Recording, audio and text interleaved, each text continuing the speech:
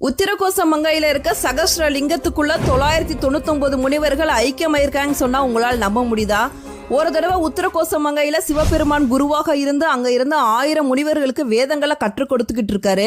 சிவபெருமானை பார்க்க வேண்டும் அப்படிங்கறதுக்காக மண்டோதரி சிவ வழிபாட்டை ரொம்ப கடுமையா பண்ணிட்டு இருக்காங்க. உடனே சிவபெருமான் தான் மண்டோதரிக்கு காட்சியளிக்க போவதாகவும் தான் திரும்பி வரும் வரை இந்த ஓலைச்சுவடிகளை பத்திரமாக பார்த்துக்குங்க அப்படின்னு சொல்லிட்டு அங்க இருந்த 1000 முனிவர்கள்ட்ட ஒப்படைச்சிட்டு சிவபெருமான் மண்டோதரிக்கு காட்சியளிக்கிறதுக்காக போறாரு. மண்டோதரி முன்னாடி சிறு குழந்தையாக தோன்றார் சிவபெருமான். அப்ப அங்க வந்த ராவணன் சிவபெருமான தன் கைகளால் எடுக்கிறாரு. ராவணனோட கைவிரல் சிவபெருமான் மேல பட்ட உடனே உத்தரகோச மங்கையில இருக்க குளத்துல தீ பிளம்பு ஏற்படுது. சிவபெருமானுக்கு தான் என்னமோ ஆயிடுச்சோ அப்படின்னு சொல்லிட்டு 999 முனிவர்கள் அங்க இருந்து அக்னி பிளம்புல விழுந்து தன்னோட உயிரை மாய்த்துக்கிறாங்க. ஆனா ஒரே ஒரு முனிவர் மட்டும் சிவபெருமானோட கட்டளைக்கு அடிபணிந்து அந்த வேத சுவடிகளை பாதுகாத்துட்டு அங்கேயே இருக்காரு.